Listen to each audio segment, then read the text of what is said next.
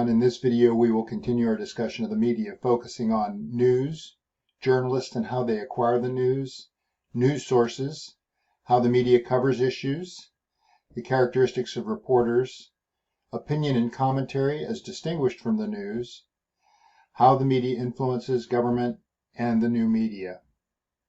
News is a selective account of what happens in the world. Common subjects are violence, wars, crime, school shootings, natural disasters, earthquakes and hurricanes, and scandals, sexual and financial.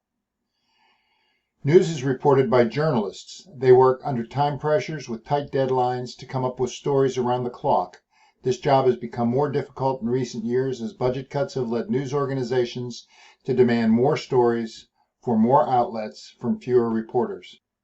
A majority of journalists are white, middle class, middle-aged, and male. Women now compose about 1/3 of the press corps, and racial minorities about 1/10. In a survey, 36% identified themselves as Democrats, 33% as independents, and 18% as Republicans. Any influence of reporters' characteristics and opinions on their stories is limited by the norms of objectivity they learn in journalism school or on the job. Specified in the profession's code of ethics, these include reporting accurate information, not deliberately distorting or plagiarizing, and separating reporting from advocacy. Reporters acquire the news in a variety of different ways. They have beats, institutions, organizations, and subjects that a reporter is assigned to cover regularly. Sources, people, often in government, who for one reason or another provide reporters with information. And scoops, news obtained ahead of other reporters.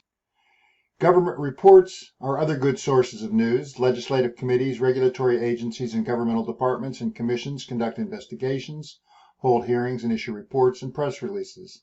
Journalists sometimes draw on these sources for their stories. Investigative reporting is intensive research by journalists, usually into subjects that those involved don't want exposed. Wire services are agencies, particularly the Associated Press, that cover and transmit news stories from throughout the world to their subscribers, resulting in similar coverage in many news media. Journalists also have to be aware that sometimes their sources are trying to spin a story. Spin is interpreting information to support one's point of view or at least put the best face on events. Sound bites are brief phrases uttered by candidates that are designed to be compelling and fit into news stories.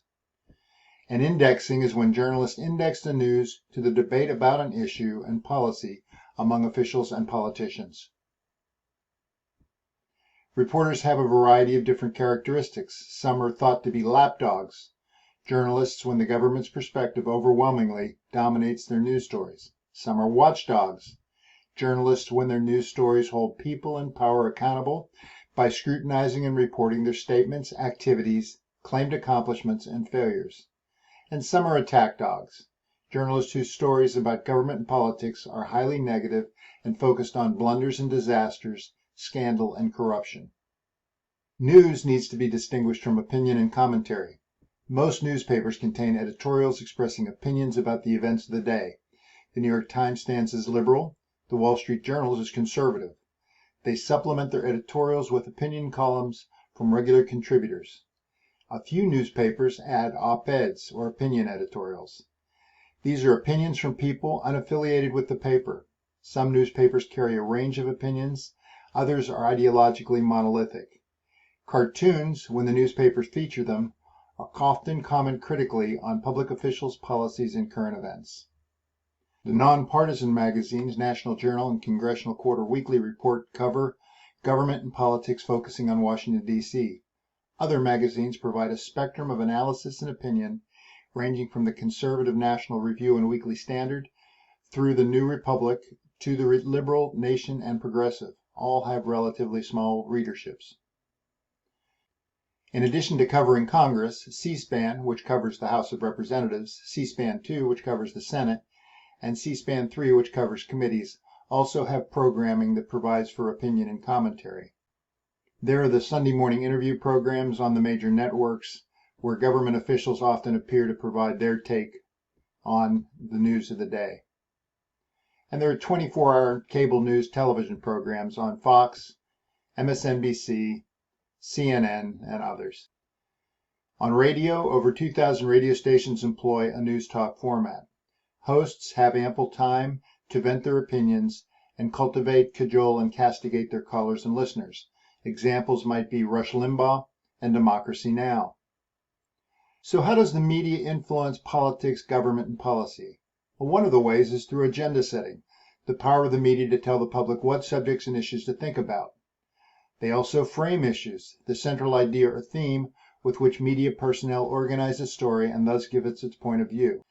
And they can prime a story when the media or news stories ascribe responsibility for a problem to a person or institution.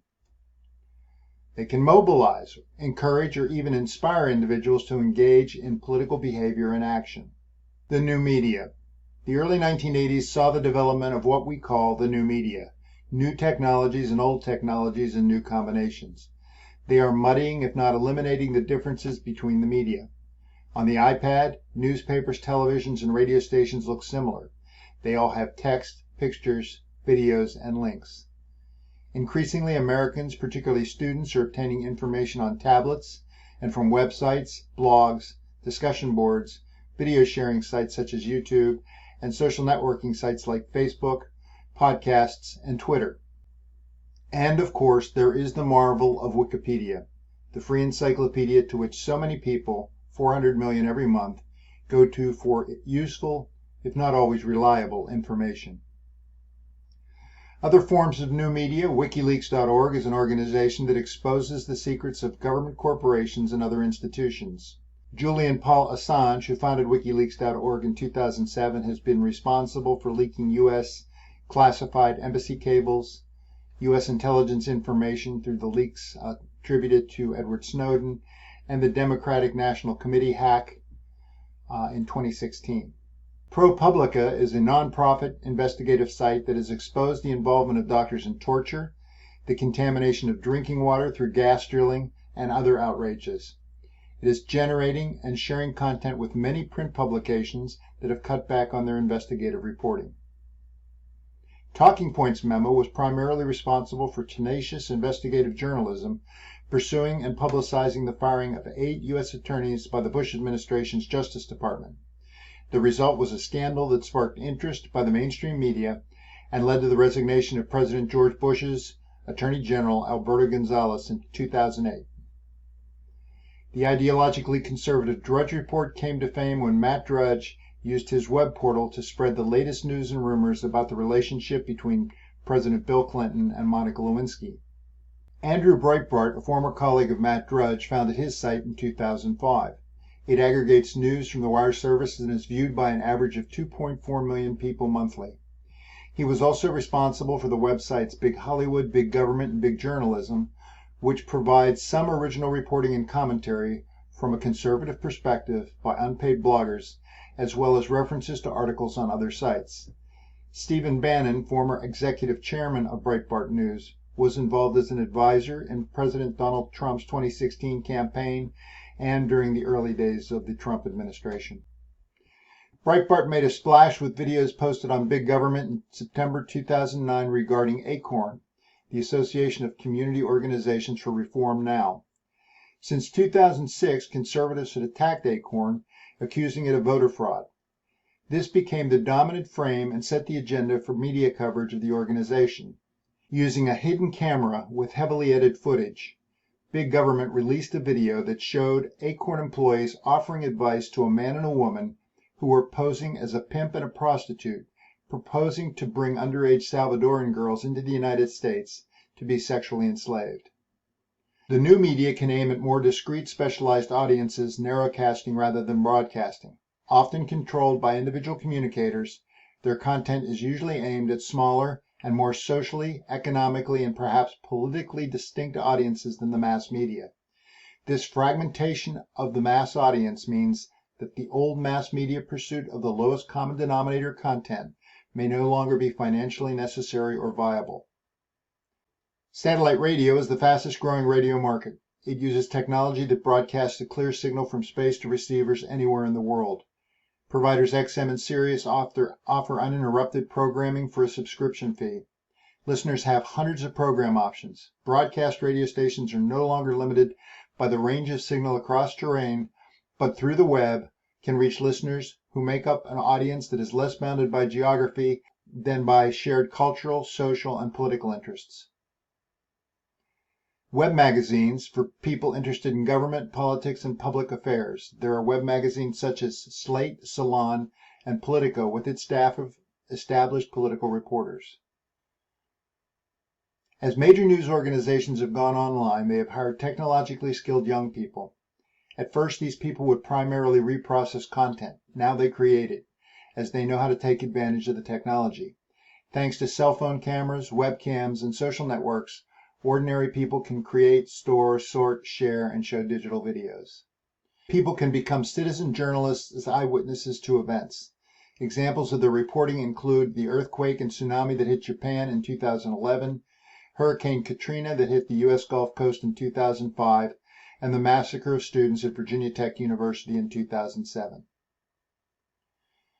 Content is also created through blogs, online diaries, whose authors post information including ideas and opinions. Blogs may permit feedback from readers and provide hyperlinks to other online content that may enrich their discussion. Many people blog. The most popular political blog sites, Instapundit and Daily Kos, claim over 75,000 visitors per day, but few are widely read. Nonetheless, there are thousands of political blogs on the web. The Huffington Post, a news aggregator with some original material, claims more than 1,800 bloggers, and originally none of them were paid. Blogging is a new form of journalism without deadlines or broadcast schedules, but it does not replace reporting. Most bloggers rely on material issued elsewhere for their information: domestic and foreign newspapers, government documents, academic papers, and other media. Nonetheless, the blogosphere can hold public officials accountable by amplifying and spreading information, especially when many bloggers cover the same subject, a phenomenon known as a blog swarm. The limitations of news media include, first, political websites and bloggers generally lack the resources of the news media and the knowledge and expertise of journalists to cover and investigate government, politics, and public policies in depth. They react to rather than originate the news. Second, the new media encourages people to expose themselves to contents, people, and perspectives they already agree with. The audience for Fox News is overwhelmingly Republican, while Democrats gravitate to CNN and MSNBC. Third, the new media are rife with muddle and nonsense, distortion, and error. When the journalist Hunter S. Thompson died, an internet site reported President Nixon's opinion that Thompson represented the dark, venal, and incurably violent side of the American character. In fact, Thompson had said that about Nixon. Fourth, the possibility of the new media falling increasingly under the control of media conglomerates and giant corporations. Google has purchased YouTube. This could eventually subject them to the same demands placed on the mass media: how to finance the production of content and make a profit. The new media are a threat to privacy. Google logs all searches made on it and stores the information indefinitely. Relatedly, the new media tend to defer to government. AOL, Microsoft, and Yahoo, but not Google, have complied with requests from the U.S. Justice Department for website addresses and search terms. Google in China omits links to sites that the Chinese government does not want its citizens to see. In the United States, there are Gawker and its network, including the gossip sites Jezebel and Deadspin. They have no compunction about breaching people's privacy, even if it means violating journalistic norms by paying for information, as they did in the case of the sex diary written in the form of a thesis of a written Duke University graduate, and also a story concerning quarterback Brett Favre's sexual behavior. The new media allow politicians, political parties, interest and advocacy groups, as well as individuals to bypass the traditional media and reach the public. They can try to control their image by deciding what information to release and selecting congenial media through which to communicate it, to their benefit, but not necessarily to our enlightenment.